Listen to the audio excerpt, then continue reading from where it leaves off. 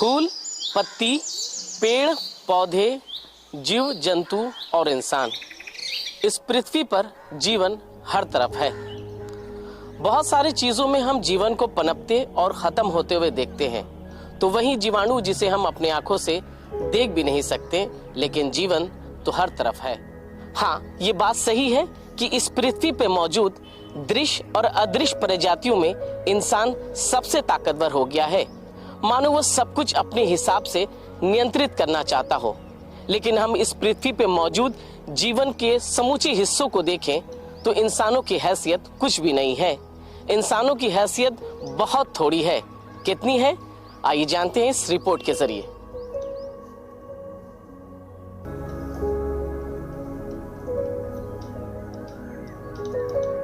इस धरती पर इंसानों की कोई कमी नहीं है। उनकी संख्या लगातार बढ़ती जा रही है, लेकिन पृथ्वी के कुल बायोमास में उनकी हिस्सेदारी सिर्फ 0.01% है। बायोमास को आप आसान शब्दों में एक तरह से उन सभी चीजों का समूचा वजन कह सकते हैं जिनमें जीवन है।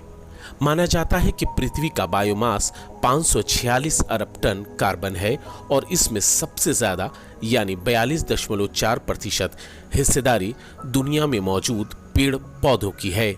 उनकी कुल बायोमास 420 अरब टन कार्बन है।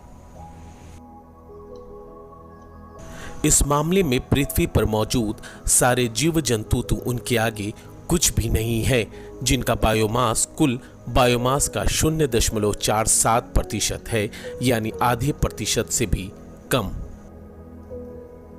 बैक्टीरिया, जो इतने छोटे होते हैं कि इन्हें देखने के लिए हमें माइक्रोस्कोप की ज़रूरत होती है, लेकिन इस पृथ्वी पर मौजूद सारे बैक्टीरिया का बायोमास देखें तो वो 70 अरब टन कार्बन होता है, यानी कुल बायोमास का 13%। दुनिया के सारे जानवरों का बायोमास लगभग 2 अरब टन कार्बन है। इसमें भी सबसे ज़्यादा यानी 42% हिस्सेदारी छोटे कीड़े मकोड़े के हैं, जिनमें केकड़े, बिच्छू, मकड़ियाँ, मधुमक्खियाँ, तितलियाँ और चींटियाँ जैसी बहुत से कीट आते हैं। आप कह सकते हैं कि इस दुनिया में उससे कहीं ज़्यादा केकड़ा है जितना इंसान है। जैसा कि आपने देखा कि पृथ्वी के कुल बायोमास में इंसानों की हैसियत बहुत थोड़ी सी है, लेकिन आज वे पृथ्वी के इकोसिस्टम को सबसे अधिक प्रभावित कर रहे हैं। इंसानों का बायोमास उतना नहीं जितना कि उन चीजों का है जो उनके लिए बनाई गई है, और यही वजह है कि आज पृथ्वी का इकोसिस्टम इतना गड़बड़ा रहा है।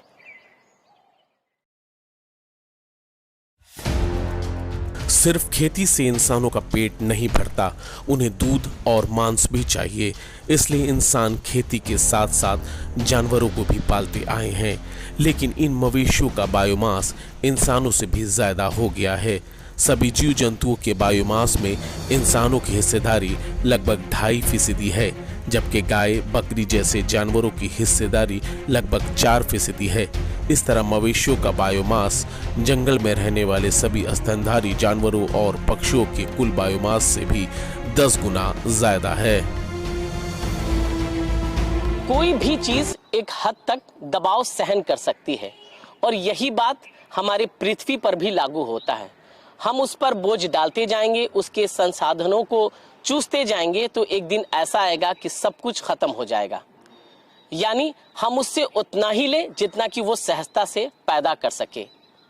जैसा कि एक सोने के अंडा देने वाली मुर्गी से एक एक करके अंडा लेना बेहतर है, ना कि उससे लालच में आकर एक बार काट देने से अच्छा रहेगा।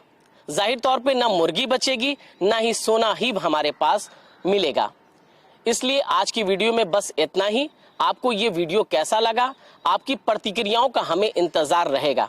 और एक बात और, आप अपने पर्यावरण को बचाने के लिए क्या कुछ कर रहे हैं, ये भी जरूर हमें बताइएगा। जाहिर तौर पे अगर आप एक पेड़ भी लगाते हैं तो उससे भी बहुत ज्यादा फर्क पड़ता है। तब तक के लिए अपना रखिए ख्याल। मिलते हैं एक नए वीडियो और एक नई सोच के साथ। नमस्कार।